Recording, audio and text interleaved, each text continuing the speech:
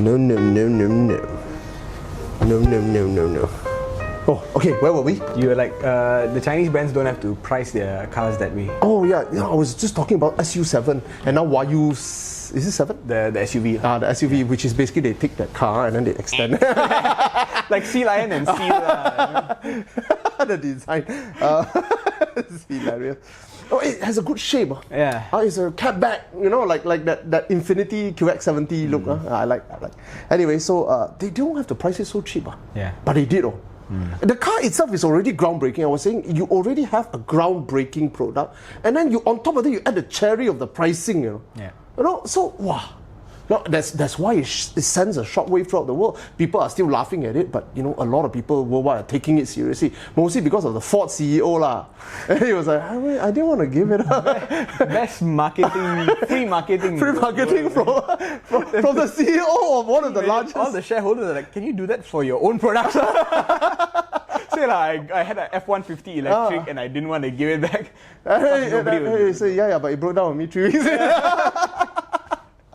But but the Ford CEO, I mean, another aside he's quite progressive, But his progressive policies are being blocked by the government. Yeah. He wants to bring in LFP technology to the US. Yeah. But because it's labeled as a Chinese technology, cannot.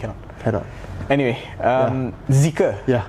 So you were saying the Geely people were saying that there's some synergies that might have been lost in the group because I think the initial idea was Proton would be Geely's right-hand drive hub for production of all these vehicles. But I think after a while, Geely had bigger fish to fry, so they were just doing their own thing. And Zeekr got spun off from Lynk & Co to be an all-electric brand, but now got PHEV apparently. So they were Zeekr did not go to didn't go to Proton at all. They were taken up by Lotus. The people who do Lotus Sentinel Automotive, and with some Sunway Group affiliation.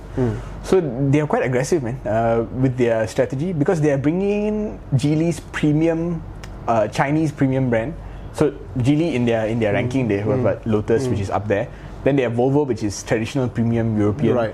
And then they have Lynk & Co and Zeekr, which is China native but premium, a premium and sub-premium kind of thing. That means they will have some design office in Europe, but the production will be in China, and the history is Chinese. It was formed there, and then after that you have like Galaxy and mass market. Radar is also a bit lifestyle, so a bit up there, and Proton is actually down there a little bit, but we don't talk about that. Proton is like same level as the Geely mass market lah. They are not premium or anything like that. And then they have the Panda stuff, which is down there.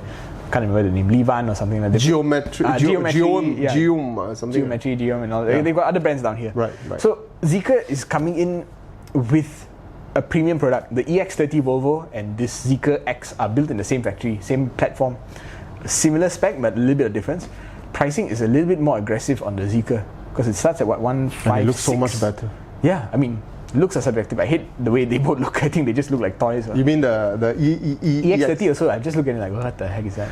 Volvo doesn't suit a small car look. No, it doesn't. And I don't like the vision of the next gen of Volvo lah. Even the EX90. I'm not feeling it, actually. It's just like this look. But Zeekr, I'm feeling it, bro. Yeah, Zeekr, I like the MPV, man.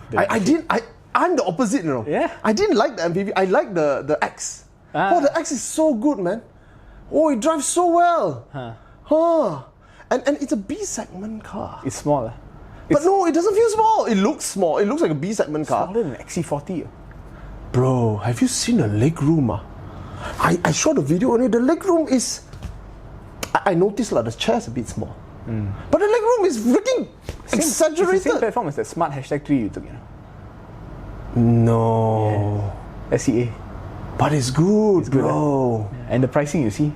150? 173 full spec. The full spec was 400 over horsepower. The smart you took, the #3, starts at 175. Gila lah. How? I mean, the smart wasn't bad value. It's okay. It's okay, but once you put it next to this, gila lah. Yeah. The Zeekr, it looks like space. I mean, it looks like nothing else, Yeah, it looks like nothing. I call it Pokemon Final Evolution. It's because the first generation of Lynk & Co. Come on, wow, stay there. I want to stay there. I don't want to get close. It's like what you call it, mud skipper. You come up from the mud, not yet evolved into a frog yet. It's got a weird it looks eyes. like a mud skipper. Then when Zeekr 001, the FR came, I looked at it, I was like, okay, I'm getting it. Then I saw a 001 recently. On the road, in body is imposing. The wheels is like, wow, you know. It feels like a GTI, you know. It feels like a Ford Focus RS, you know, kind of look, you know. Then I saw the Zeekr X. I'm like, bro, final evolution, bro. It's just right. It's so pretty, you know. Everything is just wow. And I don't feel small inside. Legroom was amazing. I know where they cheat. They cheat with the size of the chair, but it doesn't feel small. The wheelbase, because it's an electric platform. Yeah. The wheelbase is always much bigger. Much bigger, yes. So maybe that's why the XC40, even though it might have a bigger footprint, feels a bit more cramped. Or maybe because Volvo and their seats, because the platform for the XC40 is it has to do petrol, has to do hybrid, has to do electric. Okay. So they didn't do the full. Okay. Yeah. And I was driving it, and it was. Competent. On road behavior was damn good. Let's put it. I mean, the power looks crazy. It's crazy, 400 plus. I didn't note it, but yeah, it was fast. 0 to 100 in like what, 4 seconds? Unnecessary speed. Unnecessary speed. It's accident now speed. And then you like the yeah, I like the Alphard. The Alphard, because I mean, I'm not coming from an Alphard product, so headroom and all that to me didn't really factor. But I sit inside, and you're telling me this is slightly cheaper than an Alphard. And it's tax-free, so I'm not paying the government. It's built higher than an Alphard. Oh, the build quality was freaking good. Way. And then, I was very drunk at that event. That's why it must be one of those. My house is 1 km from the event, so I was like, you know what? I can have like 7 beers. And then you saw the 009. It was like, yeah, because they were like playing the intro videos. You know, they're brainwashing you know. So that same fact, you know, there's the warehouse safety. They crashed like 100 cars, and then they showed like you know how they all deformed. And all. I think the same people did this crash test for them. So they took the Zeekr, the 009, they drove it at like 80 kilometers per hour into the back of that lorry. The A-pillar. The A-pillar survived. And then they were like, oh, that's not all. They sent another old like Chinese SUV to the back of the car at 80 kilometers per hour. Holy crap! Hit the back. The car is like, it should be completely crushed, you know. It wasn't. The pillars were intact, all the doors open. You know why they were so obsessed with this? Because Alphard has extremely horrible crash ratings. Yeah. And this one, when I looked at the crash test, I'm like, I've never seen any legacy car maker at launch show you a crash test video. You know, they will give you the press materials on the side. Yeah. This one, they were so confident in how it looked after the crash. They just like, look at it. And it was not like an NCAP thing. This is like some random private organization crashing the car for you. So maybe it is a bit paid lah. They said if it looks bad, we don't put it in. You know? But the reality is, it was a real crash. Yeah. I mean, the freaking camera was on the speedometer, showing how hard it was when the impact happened. So I looked at that. I'm like, dude. I get that feel. I know how it feels. You're just like, huh, dude, what the heck? But it asks a lot.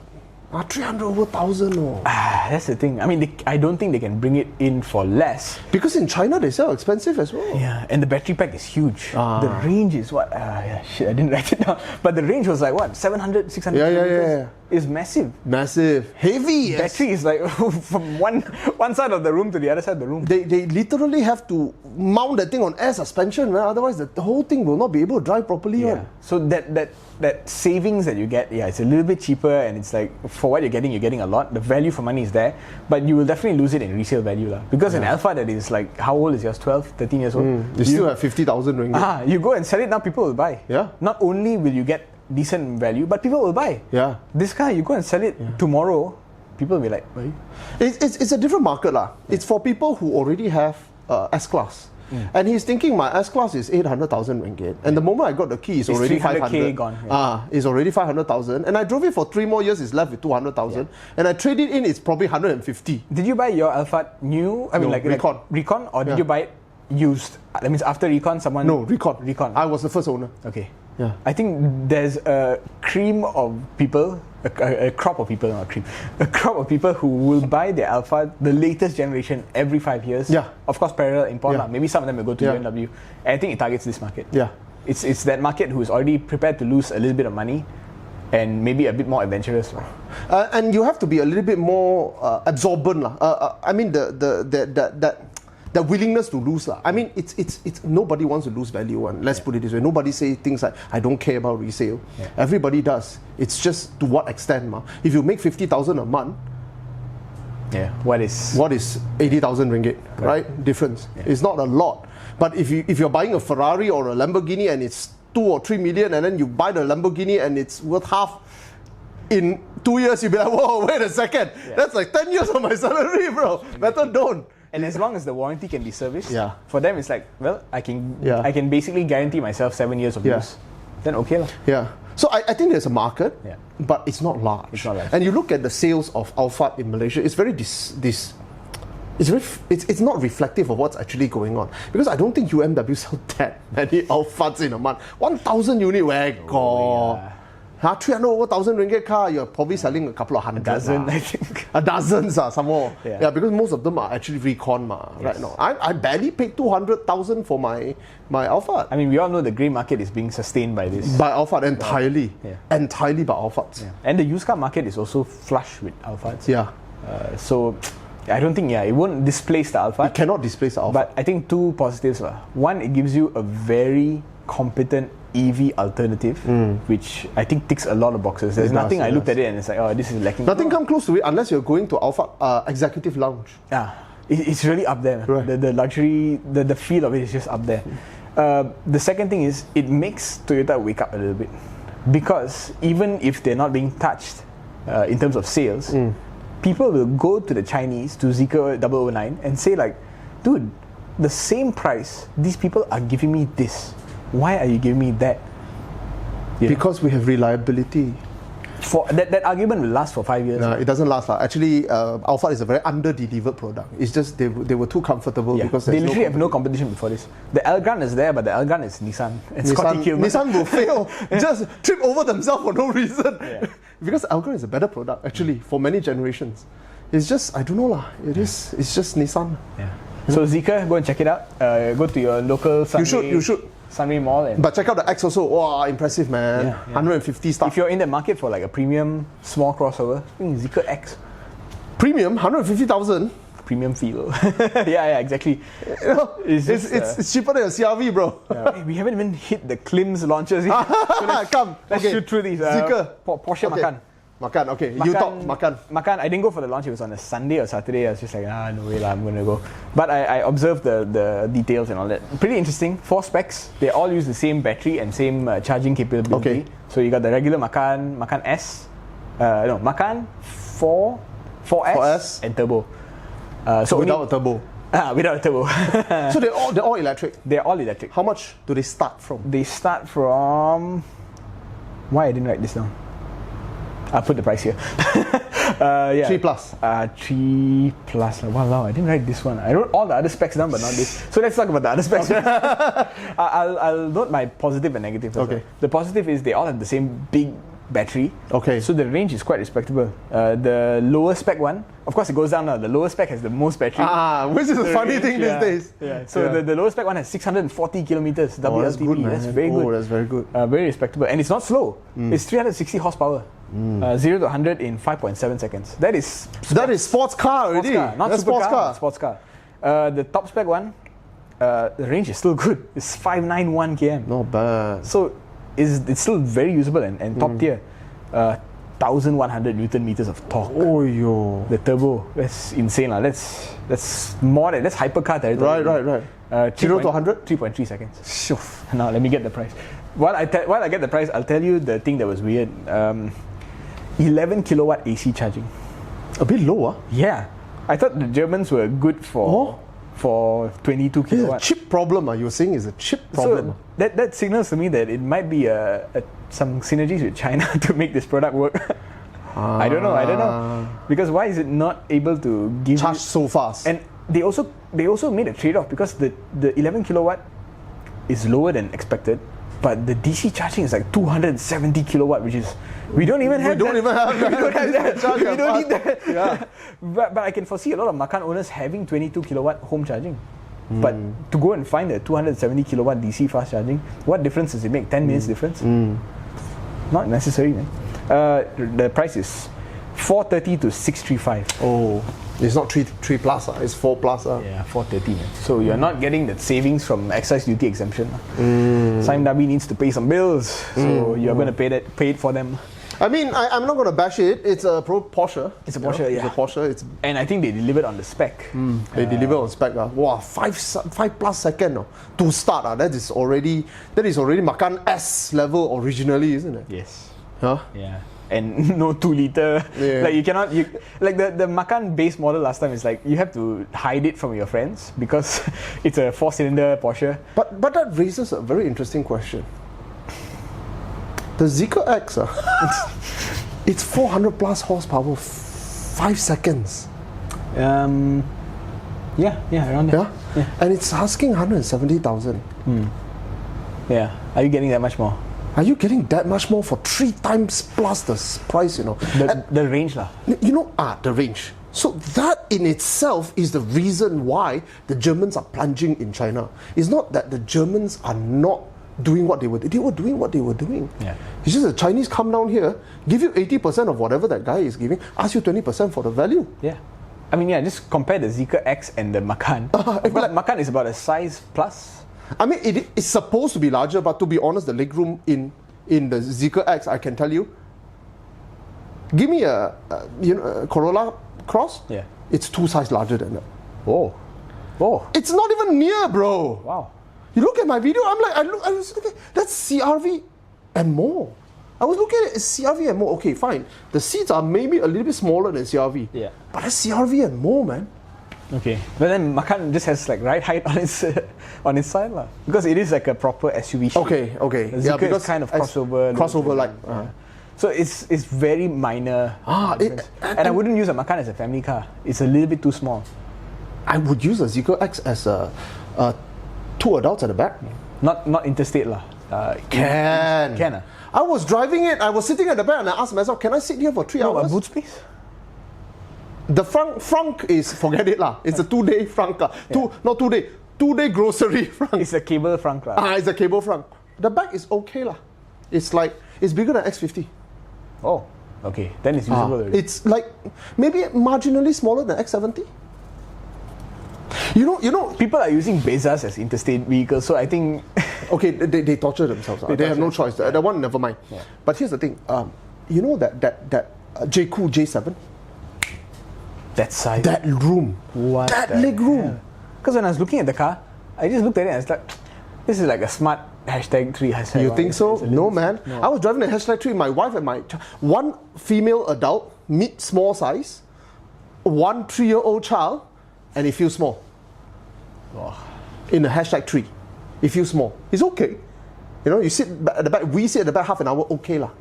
After anything more than that, I'm not going to be happy. So the Zeekr X is engineered. I sit at the back and I'm like thinking. I ask myself, can I sit here for 2 hours?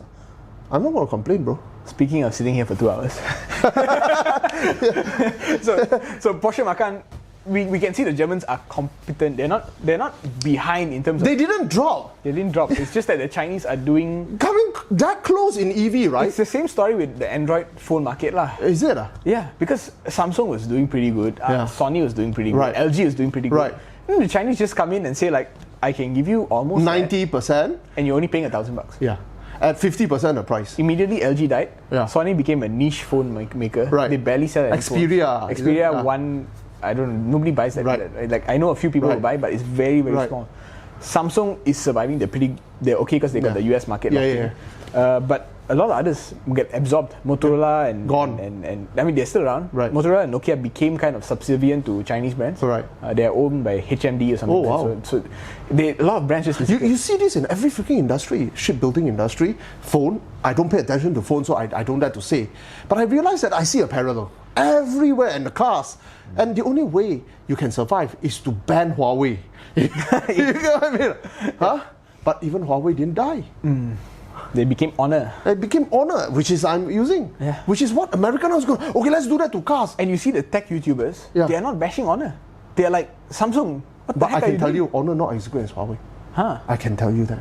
Not as stable as Huawei. Huawei is freaking crazy, man. The only problem is that Google. And if we can move away from the ecosystem, screw you, man. I'm going back to Huawei like that tomorrow. That's the issue, man. I come to realize also the Chinese, the way the West screwed them is in the ecosystem that they are reliant on. You see that in the software tuning of the DCT, of everything tacked onto the engine. Yeah. Anyway, so yeah. So Porsche starts from 430 to 635, I think, something like that. I mean, we can't. I think I have a feeling they haven't learned their lesson. I think the Germans don't realize why they are losing ground. It's not because you're not good. You're good, but you gotta ask yourself, what is the Chinese not giving you? Because to anyone who doesn't have a prejudice, he's going to look at a Zeekr and say that's 80% of you at the very minimum. Yeah, I think it's not going to be so simple. I think it's an entire philosophical rethink of their strategy. Because I mean, when Lexus came into the picture, the Germans realized like, shoot, what we do, other people can do. Yeah, we are not top dog anymore. Right. You know? So we have to rely on branding. We have to rely on tech. Design, on just creating this aura of us being superior, right. To the point where lay people already have some associations that Mercedes means has to be better, right? Has to be, right? No question, right. You know. This thing is no longer sustainable, and it's their own fault. It's creating a problem for them because now everybody knows Mercedes, BMW, and Audi are buy and throw cars. Yes.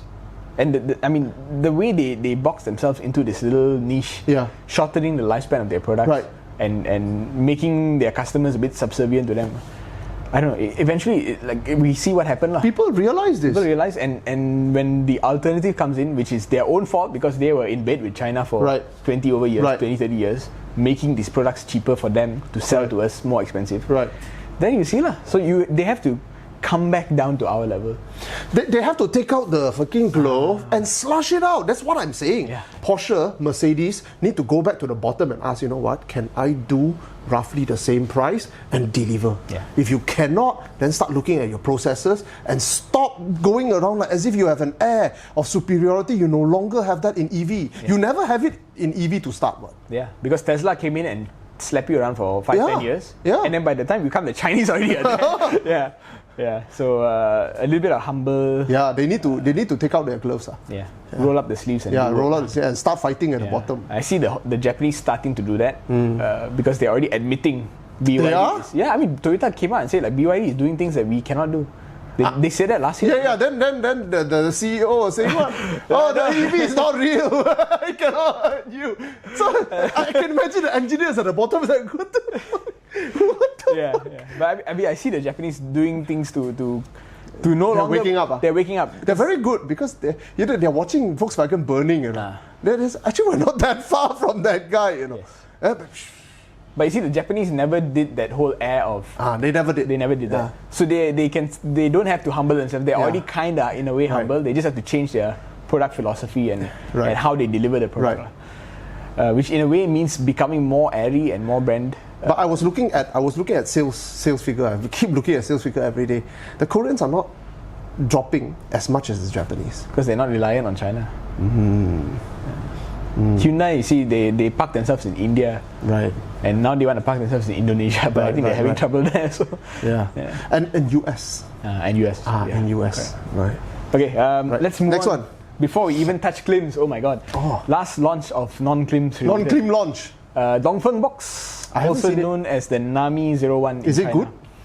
Good is subjective. It's supposed to be a 40,000 ringgit car, isn't it? I didn't check, but what I saw from Car News China was that in China, the Nammi one is a little bit pretentious. Oh, is it? Maybe the name, because it's a Dongfeng product. Okay. They call it Dongfeng Box here, lah. And when they launched the car, they were like, "Oh, this car is already ready to have solid-state battery or semi-solid state battery." Okay. What they call sodium-based chemistry, which is not even in the market yet. Right.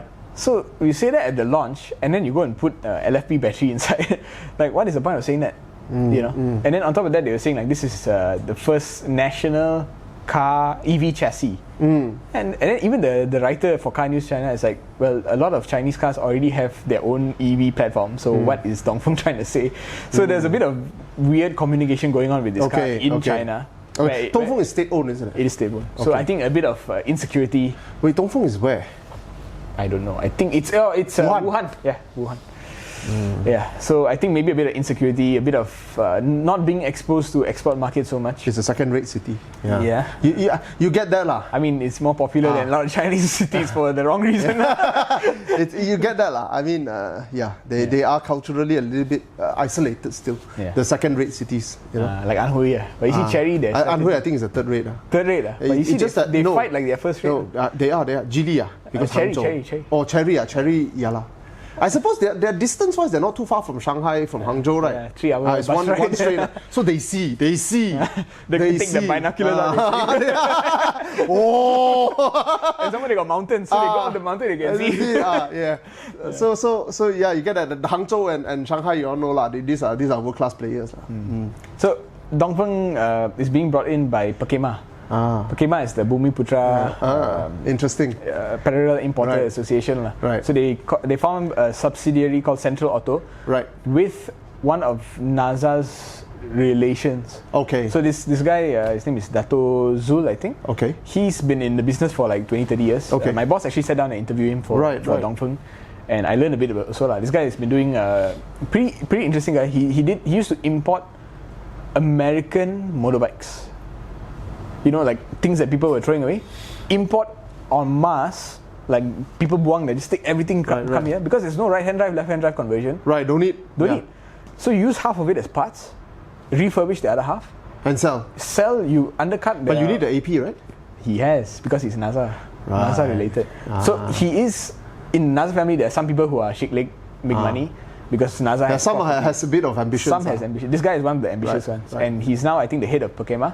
So he's forming. He said like, oh, listen, I bring in this Dongfeng people, this brand. I use my Perkema network as the showroom and service, and even if I sell 100 units a year, at least we have some EV representation. And his relative is the person who brought in Neta. He already has a failure case to look at and say, oh, okay, I don't do Neta this. Failed. But Neta in China survived that. Have they? There was some restructuring, there was some reduction in capacity. Okay. Then there was plans for 2026, 2025, 2026. So they are quite new company. 10 years old. 10 years old. So maybe they can survive. Maybe they can. But in locally speaking, they have a plan with the Zeekr X to also locally assemble with. But if also stumbling with a lot of other players. Alright. They had finally going, and then they have one more brand I think that's supposed to come under them. Right. But according to my friend in G, but it's supposed to come. Hey, happening, but they keep saying happening, but haven't happened yet. So don't talk about them until it happens. So basically, the last happening was just another chain of happening. Okay. From what I'm gleaning from my G friend, they can try, but we are not going to let them. Yeah. Oh, that's some beef. Of course, they got a block access. We're using the same factory. I put the capacity at 1,000, I max it out. What do you want to do? You can pay him for another line. They're basically doing that. They're scorch earthing. I know how the Chinese do things. I fully understand how the Chinese When I heard that from my friends, like, that's a bit cold-hearted, right? No, that's why I was telling people, you know, a lot of people say this, they don't want to play with Chinese brands, so they block Chinese cars. Yeah. You can build walls, but if you can't slug it out in China, I said, they give up China. So I said, bro, that's half the world's market there. Yeah. You give up China, but it's not profitable, so for what I want to do? Fine. But here's the thing, have you thought about those who are playing in that unprofitable market? If he survives there, imagine what kind of monster he is when he comes out. You build walls, you wait and see how he's going to build, then he's going to tear down the wall. Because that is a selection process right there. It's the shark's womb, Fucking making monsters. You see? Have you paid? You don't pay attention to phones that much, right? No, I don't. There's an interesting use case. I mean, like a business case study there. There's this brand called OnePlus, which was spawned from Oppo, I think. Okay. So Oppo has that hyper-competitive inside China mentality, right? Okay. And one day, one of the guys named, I think Carl something, he decided, he asked the management, hey, can I lead the export market team? Right. So they gave him a brand, OnePlus. OnePlus, okay. And OnePlus in the mid-2010s was sudden. It just came onto the scene and it blew up. It was because it's Oppo. No, not because it was Oppo. Nobody gave a shit about it being Oppo. It was because it was so competitively spec'd and priced against all of the non-Chinese rivals. So like Samsung, Google's Nexus and all that. Right. It was just like, oh, if I'm going to buy an Android, I buy OnePlus. OnePlus 1, OnePlus 2. Like the first 3-4 phones were really, really good. And from that, he looked at it and said like, our profits from export market is actually a lot better than in China. Market. Yeah. Of course. But then over the years they stumble. Why? I don't know, but it's partially because that guy left and formed his own company. So I think you need the right visionary for the right brand for it to happen. Right. So now he's doing this thing called Nothing phone. You go on the way to KL, you'll see a big billboard. CMF. Okay. That's a sub brand of Nothing. All right. Very interesting, man. Nothing. It's called Nothing. It's called Nothing phone. Is that funny? But it's amazing. Like you look at the product, 1,000 ringgit phone with specs like a Samsung. Except for the chip. Enough for me to do my videos and I can't say whether it performs well, but it's an export market phone. Okay. So they are fighting in a lot of regions. Okay. 1,000 ringgit, dude. 120 Hz OLED screen. Shit. I have to spend 5,000-6,000 on an Apple product to get that. It's crazy. But yeah, I mean, don't know if it's related to what you're saying, but it might be. Because I think phones are 10 years ahead of cars. In terms of, because it's simpler, smaller, whatever. And faster moving. Yeah. Your life cycle is 6 months. Cars is like 6 years. Yeah, so more launches. I think that's all. That's all. So now KLIMS. But Dongfeng, we haven't seen. Dongfeng. The box basically starts at 101K. Have you seen the car? I've seen it. Okay. Have you touched it? Have you driven? I haven't driven. Okay. I've seen it. I've gone close, but I did not touch it. Scared. Scared? Wuhan. Don't want to get any virus. It's a CBU car. No, I just haven't touched it because no opportunity. But I was tracking the spread of coronavirus, COVID. It didn't start in Wuhan. I mean, it started in Wuhan. We all think it started in Wuhan, but we're tracking it because I was following the river. Following the river down, and indeed, it was spreading through river transport. Eventually, it needs Nanjing, and when you Nanjing, Shanghai is the next step already. Oh, serious! Wow. Yeah, Wuhan is a very big city lah. It's so Dongfeng is Wuhan, but the box is there's two variants. One starts at 101K, the other one is 114.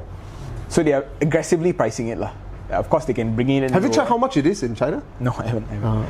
But it looks like a 50,000 ringgit. It does, but not really, No. Apparently, this guy went to 12 different Chinese manufacturers, asked them for what their vision is, what they're trying to do with their product and all that, and he was most convinced by Dongfeng.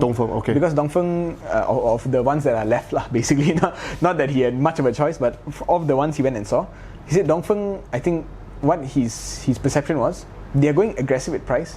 But when you look at pictures of the car, at least, you see that they are going for upmarket. They have a smart like aura. Like a mini. Yes, they have the same screen layout. Oh, very interesting. I should check it out because Dongfeng gives me a wooling vibe. You get a wool. I didn't see that from first impression. You don't see that, okay. But the range is not that impressive. I have to remain very open-minded because what I saw in Wuling 20 years ago in China, it's not the same Wuling as we see now. Yeah. Wuling is much more ambitious now. Yeah. But yeah, this Dongfeng, the only thing that's a bit worrying is the range and the spec. It is pretty low. It's a very small car. It's like a Dolphin, BYD Dolphin. Okay. Essentially that, but with smart. Myvi size. Yeah. Myvi plus, I would say. Myvi plus. Because Myvi is a kind of a B. Like an Aura Good Cat size. Yes. Actually, I saw an Aura Good Cat parked beside a 5 Series. The thing looks wider. Yeah, it's the platform. It's an EV platform. I did a comparison between EQE and E-Class yesterday. Wow, the width is bigger. Width and wheelbase. I'm like, dude, this is the same class of car. Why is it so much bigger? Yeah. It feels like S-Class, right? Yeah. Because it is. Okay, KLIMS launches finally. Okay, so this is part 2. We have a part 2. Part 1 and part 2. Yeah, let's rapid fire this. Yeah. KLIMS launches. Cyberster, 320K, 500 horsepower, 720 Newton. I absolutely love it. I was in love with that car. I was in love with it. And then they knew how to do that thing on top. You know that MG, and every shot of the Cyberster was just perfect. It's just like, wow, the money shot. It's amazing. I think that is a Halo. That's a real Halo product. It's a real Halo product. It's like a big middle finger to the entire European automotive industry. I buy your brand, I create EV tech that you cannot create, and then I create a Roadster EV and I price it like your 5 Series. Nah! That is the most badass. Do you know what I'm doing? move. Do you know what I'm doing? What's that? That's the light at the back of the MG. Oh yeah, that's the only thing I cannot take of. It's just a weird look to me. Actually, they do it on purpose. It's the inverted. It's the Union Jack. Union Jack, yeah. It just looks weird because it looks like your signal light on the left and right. Because Mini, I cannot. Yeah, that is Because literally Union Jack, right? I mean, like, what? Am I insulting myself? Yeah. Right? I cannot. Especially those people with Mini and then Union Jack on top. I want to look at those uncles and what the fuck is wrong with you? Paint Malaysia flag lah. Yeah. but Merdeka, bro. But when MG does that, I'm like, I knew what you did, bro. Yeah. We tear Britain in half. I am on the same wavelength as you. Yeah, so I was in love. I mean, it wasn't the prettiest back. Yeah, it wasn't. Yeah, I don't like the look. I was hoping that they would tidy up maybe in a facelift. Yeah, the back can do some tidying up, but the rest of the car is just. You think about it, if you are in the market to buy a 3 Series or 5 Series, it's not far off, man. Yeah. 320k for a statement car. Yeah. My other car can be a Myvi, man. Shit. Have a Toyota at home and do whatever with your second car. Make sure it's not Toyota, that's all. Ah, man, it's so good. And price. Okay, how do you think it's cheap? I think they did not price gouge because how much is the Z4? 4+. Yeah. If you're but that one is taxed. It's taxed, yeah. But they can price gouge and say. I personally think 289, bam, fly off the fucking shelf. Possible, but this is a situation where you have no competition. You do whatever you want. Yeah, 30,000, 10%. That's all I'm asking you. 10% off, fly off the freaking shelf. I'm so amazed by this product. I don't care if they don't discount it. No, because they deserve to sell it. Okay, I agree. Yeah. I agree. The selling price is okay. It's good. It's good. They don't have to be aggressive. No need. They don't have to. They don't. This is your flagship product. Just no need to sell cheap. Yeah. Don't do a Toyota and ask somebody else to build your freaking flagship. I'm completely and gullwing doors, dude. I know. 320,000 gullwing doors. Where got such thing? Have you sat inside? Yeah. Fucking resolution. Triple screen. I'm just like, there's nothing cheap in here. And I have people telling me, oh, this one you cannot see the screen. I was telling you, have you sat in 911? Have you sat in a C class? You can't see the edges of your instrument cluster. Okay. Have you sat in a fucking 1.2 million ringgit 911? It's the same thing. Yeah, exactly. You have to go like that. It's like that one. Temperature high. But it's a Porsche. That's why you don't complain till. You go, it's an MG. That's why you complain. No need it's perfect. MG Cyberster deserves whatever praise it gets. Top notch. Yeah. I love it. I'm just waiting for EV resale value complete tank. Yeah. In 5 years' time, that thing will be 50,000 ringgit. Snatch it up. Yep. I mean, the gullwing doors don't work. It's okay. Just hop in. It's okay. I'll pull it up. Okay. Next. My favorite launch of KLIMS, which was very underrated. Aion ES sedan. I know. I saw it. I had a video. I didn't put it up. It's nothing special, but it's the cheapest EV sedan you can buy in Malaysia. 107,000. Range is not that impressive. Less than 400k. I think 376 km. Right, a bit low lah. A bit low, but better than your Proton EMAS range, and cheaper than the Proton EMAS. The problem is the interior. Yeah, it just feels cheap. It feels Vios. It feels like it was a petrol car that got converted. It feels like it. Is it a petrol car that was converted? I didn't look into it. This kind of Chinese car news is very hard for me to go into. That was what, because you were telling me about the ES, then I went, right? Then I looked at the ES, from the outside I was like, dude, knowing I just drove an Aion Y+. It is not impressive looking, but it's built. My family all love the car, Of all the EVs I brought, they like that, But then when I sat in the ES, I don't get the same feeling. Yeah. It's a little bit too budget oriented. It feels Vios. It feels like a Proton Saga inside. Yes. Yeah. Not Saga lah. I would say it feels a step above a Persona. Okay, it feels like a Persona. Persona has some cheapness going on. This one has some cheap. It feels like an MG5. Right? No, MG5 has design. This one is cheap. MG5 is cheap. Okay. But design is there. As long as you don't touch it. I feel like the design is okay. It's passable. When I got in there, black. Okay, yeah. And you got me. And the center screen is a bit too small. Yes. And then the instrument cluster is analog. Yeah. I personally, I'm okay with it. You're okay with it? Because I like the Aion philosophy of, we're replacing petrol cars. Yeah.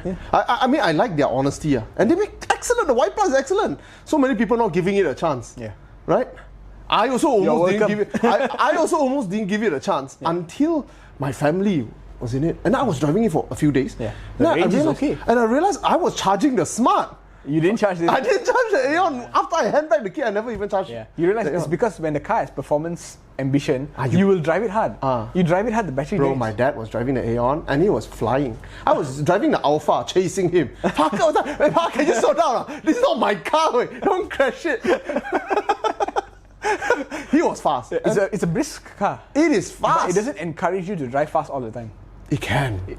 But the range doesn't drop. Yeah. It doesn't suddenly drop like how a Smart is. Yeah, because a Smart, when you whack it, it goes down. Yes. You should check it out, but 8-year warranty, so not if bad. You're a little bit scared to at least 8 years you can drive the car. Right. If you were going to buy a Corolla, which is 130,000, save the 30,000.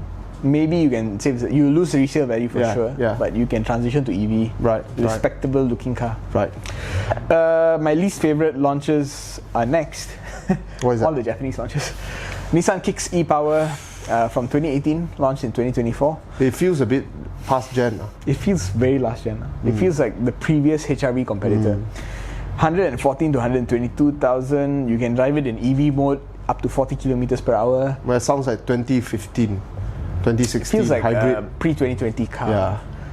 It really does feel like that. And the feel on the inside also is a little bit. I opened the door, I looked inside, I'm like, it's okay, I close the door. Yeah, I don't want to bash it because I think Tanchong deserves a break. Okay, deserves a break, but they've got to earn the break also.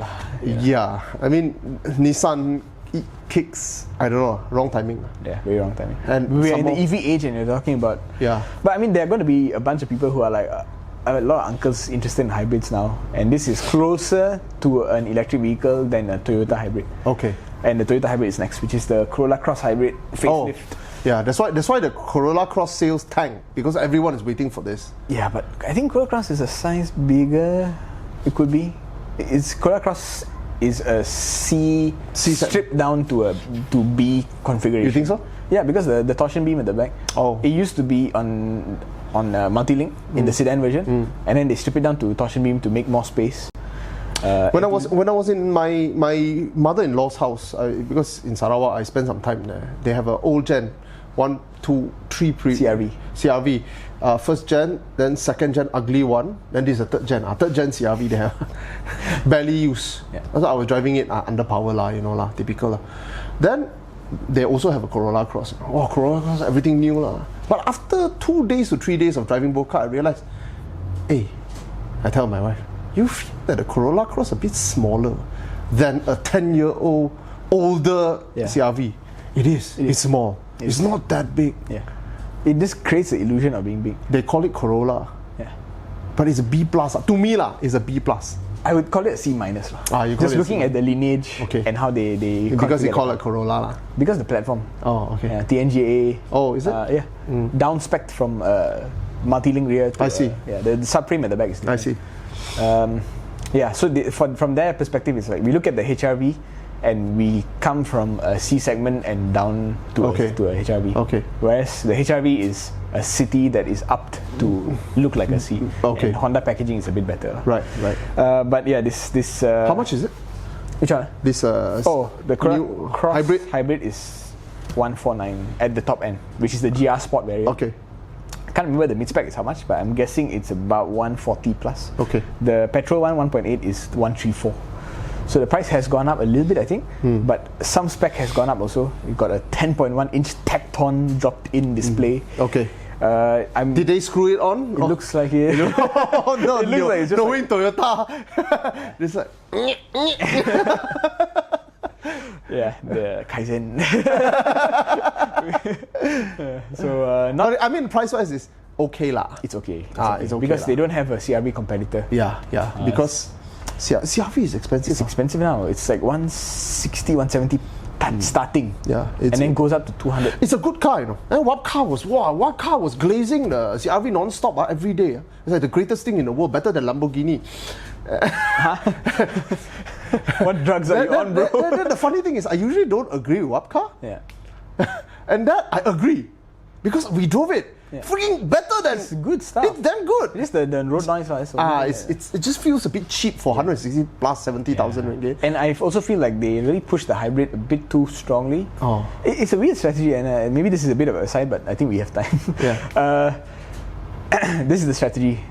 They put everything in the hybrid, noise cancelling stuff and all that, and a lot of hidden features are in the hybrid that are not in the petrol version, that makes the petrol version feel significantly louder and significantly less premium to drive. Poverty spec. Poverty spec, in a way. I'm not saying it's worse a lot, but you can feel it. We drove the petrol, right? We drove the hybrid. Oh, okay. So when you drive it side by side, you will feel that the hybrid is so much better in a lot of ways.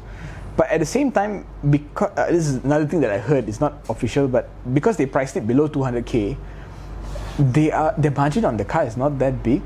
So from what I heard, dealers are having some trouble, or had some trouble, getting supply initially of the hybrid. So you're forcing customers to consider the hybrid, but then you're forcing dealers to sell the petrol.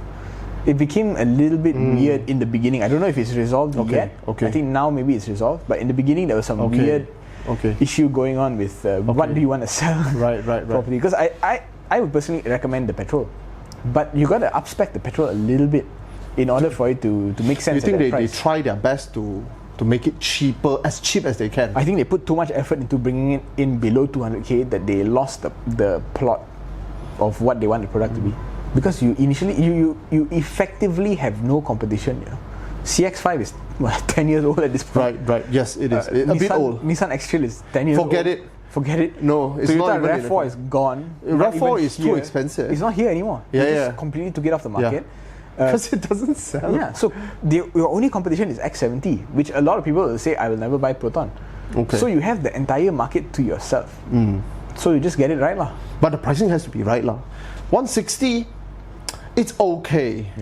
I mean, it's not great. I mean, now also you've got Hyundai Tucson coming in a little bit, and Sportage. Kia Sportage. I don't know why I didn't put it in, but Kia Sportage is 1.4. Yeah. I was, hey, that's a Korean I would look at. Yeah, aggressively priced. And under Burma's this time, so no NASA hanky-panky going on. I'm loyal to my wallet, I said it. I'm loyal to my wallet. I don't care, you can be Toyota or whatever, you sell a Camry at 250,000 and you give me like that, I'm gonna whack you in, man. Yeah, so now we can talk about the Camry. Wait. 250,000. 250,000. It's built like shit, bro. In my TikTok, I didn't say it so harsh, but I'm telling you. You were literally punching the car. It's built like shit. Yeah. I was punching the EMAS. Oh, were you? I was telling. I was telling Rizwan. I was telling you whack. I whack together. Both of us double whack. Bam, bam, bam. The thing was solid as crap, man. Yeah, lucky no battery exploded. It was good. It was good. Well screwed together. Yeah. GD product. Typical China. Well built. The Toyota was built like a Toyota lah, and a Toyota in the past 10 years, not that great. Yeah. To all the uncles watching. If you don't know, there's a new Camry. It's a hybrid this time. Again, they stopped doing the hybrid last gen in Malaysia. And then now they brought back the hybrid again. Right. Only hybrid, no petrol anymore. I mean, I guess they thought, no one's going to buy anyway. So because what engine are they going to stuff it in? I don't think they have anything. But you see, in the previous model, it was this engine, 2.5. Okay. That is the latest dynamic force engine. Okay. Okay. That's in the previous. Okay. So I think the Lexus one. Related. Okay. So it's that high thermal efficiency. Okay. 40%. 40+%. Yeah. So I drove that. I took the car to JB last year, and I filmed a lot of content. And when I got back home, I realized there's nothing to talk about. No, to be honest, my only complaint, remember, was the noise. NVH. Yeah. Well, NVH was poor. But that's the only complaint I had. Yeah. But by 2023, the product to me was very stale already. It's stale already. Long stale. And it didn't sell that well. It didn't sell that well. And then you're telling me that, okay, the looks, I have to say, the looks of the car on the outside. They come out with the kaiju look lah. It has a pretty good look lah. The crown look lah. Yeah. The Purosange look. It's a respectable, futuristic look. It's okay. It's okay. Yeah. But the interior, when I saw your video, I was like, why didn't they do anything? It's still the same hard plastics. It's horrible. It's still the same. But you notice I titled it. I reflected on it before I post. I asked myself, what changed? What's went wrong? You're selling 250, I know the electric car, the seal, actually by the time you tax it, is actually 300,000. I know. Yeah. But the reality is, you feel like you are half their price. And you are 50,000 away if it is taxed properly. And you set in a seal. It's built, I mean, yeah, a bit of cheap plastic, but it doesn't feel cheap, right or not? So I asked myself, what changed? And then I realized something. Toyota never changed. We changed. Our expectation changed. The whole market. The whole market changed because we now realize, hey, 100,000 Cherry feels like a freaking Lexus. Exactly. With a broken axle. And Cherry is supposed to be taxed. Yeah, it is taxed. Yeah. Well, there's an article done by industry veteran. Oh, is it? Who's quite close to MAA and quite close to a few organizations. Yeah. So he came up with the article and my friend shared it with me, so I'll try to put up a link somewhere. Right. And wow, his analysis of it was pretty interesting. He said a lot of manufacturers are escaping taxes temporarily. And a lot of CKD like Honda, Toyota are getting hit with these taxes. Right. How are they escaping? I don't know. I think it's... Did he say how? He hinted at it. I think it's something. But the entire industry is built around how can we reduce the tax?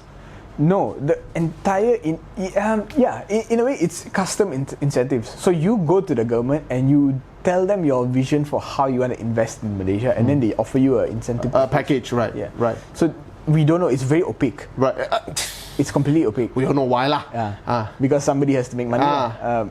Presumably, we don't know. No need to presume lah. We all know lah, bro. Until you open it up, we are going to presume that. Yeah. Because it's fair to presume. Right. But essentially, what's happened is a lot of Chinese manufacturers are coming in promising investment, and in exchange for tax break, excise duty. Because excise duty is the problem, isn't it? Yes. And that is so opaque, isn't it? We don't know the criteria. Import duty is quite. It's so difficult to wrap. Even after 10 years, my head cannot wrap around it. And that's why there's most favoured nations. There's a different amount of incentive for CKD. Then you have your green energy EV incentive, which is tacked on to everything from a Fortuner to Axia has EV incentive. Myvi also got, Axia also got. Then you have your Mari and you have there's a whole committee, like a 5-agency committee involving MITI and Mari and MAA that determines this, and all of it is opaque. And this is where it gets very interesting, because the moment they remove that for the EV, we start calculating. We're like, oh shit, bro, you dog. This is where all the money is going. But they still need AP, right? Yes. Except for Tesla. Yes. Except for Tesla. Which means Xiao Peng is the one that really gives value, because the percentage is exactly. Because AP, I tell you, there is no fixed price for AP. I can tell you there is no such thing as an AP must cost 15,000. Is that dirty little dog up there say, I'm going to sell my AP for 15. But here's the thing, that's your job to convince him. I'm buying 100,000 from you. I'm buying 5,000 from you. You get what I mean? Give me 2,000 ringgit per AP or 3,000 ringgit per AP. This is where I think Dato' Ben of Burmas has some wisdom. Because he treats his AP partners with a lot of respect. Even if these people may not contribute much, he understands it's essential to the organization. It is. So you see at every launch event, the EP partners are all there, the front bench, given the same amount of all the drives there. I know. When I was working in Quasar Carriage, we see them. They'll come in their cars. They come in for meetings, and then we will hear things like, ini buat apa datang tak datang bersama. But they get so much face from Dato' Ben. Correct. The whole idea is to manage them. All right, and make them see. You know, if you fight them, you have problem. And then you tell me, one AP must be 10,000. You live in 1995, lah, bro. You know, it's not like that. It's a volume game. And we all survive together, kind of thing. So you have to convince them. We're in the same boat, lah. You know, I give in a year. How much do you want? 3 million. Give me the AP, lah. But I must sell, man. You make me so expensive. How are we going to compete? So don't treat each other as animals. We have our rules. We have our rules. You know, I don't expect us to be, but I personally think the excise thing has to be a little bit more clarified, lah. For sure. It's a bit like, see, all this problem is always a government problem. It's all government problem. And the thing is, no matter who you vote for, the problem is still there. But no matter how clean your government is, you still have the same problem. You gotta look at what's going on in the UK and US now. Right? In Germany, what a pile of mess, bro. Germany. The government's out of control, bro. And South Korea, what the fuck? There's this thing about how Anwar, wherever he goes, the government collapses. Did he go to South Korea recently? He went to South Korea. Oh, he signed a deal with Hyundai and all that. After that, he left and that was almost a war there, you know. Yeah, there was like a riot and all that. No, locked down the whole. No, the idea was to start a war with North Korea. Seriously? I'm telling you. You know what? I'm telling you, the democratic capitalist world. What happened? No, I'm so out of the loop, man. Yesterday I was falling asleep to hours of lore on this. What happened was that basically, a long story short, there is US incentive to make this happen. From the Biden administration. Number one, to fuck Russia from the ass. Right? Because North Korean troops are being used. Correct, because North Korean troops are being used there. So there is incentive there. There is also incentive to start this there because of China. But at the same time, the Korean guy wants to stay in power. Right?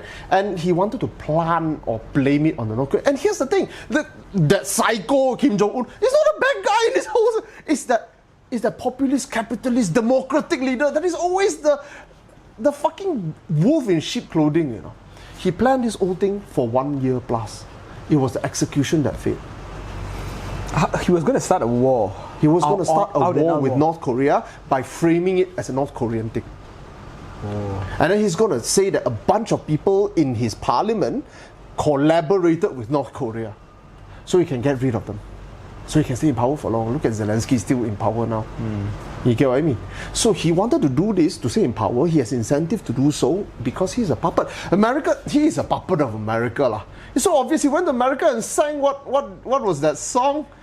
Hey, Galia, I see you like a tahan. It's like painting your face in American Star-Spangled Banner. Might as well do that. Then it all failed. It all came crumbling down because the Korean parliament refused to give in, man. Wow, the scandal is bigger than I thought. It is. It was supposed to lead to a war. Not necessarily with China, but definitely with North Korea. That's quite stupid, right? I mean, I would never go to war with someone with nukes. Even if the nuke cannot launch. They sell their country out for power, for money, man. I'm telling you. Like Russia invade Ukraine, Russia has the nukes. But they don't invade with nukes. No, they already say, I'm not going to use it unless you But if South invade North can just say, oh, boom. Yeah. It's crazy. It's crazy, man. It was meant to be that. But it failed in 2 hours. And it's a testament to the Korean spirit. These people has been fighting invaders for a long time. Both Chinese and Japanese. They are tough people. They are tough people. So... Okay, I think we can end the podcast on that before a whole political drama. What else do we have? That's all. That's all. That's all. Yeah. So thanks for watching Cars and Coconuts for the whole episodes year. Yeah. This can just be one mega episode. Let's see if YouTube lets me upload a 2-hour episode. But yeah, maybe 2 episodes. Thanks for watching for so long. Thanks to GA Detail for letting us use their space for how many months already. Stay tuned for next year. We'll try to do some more projects. That's it. Take care. Bye. Out.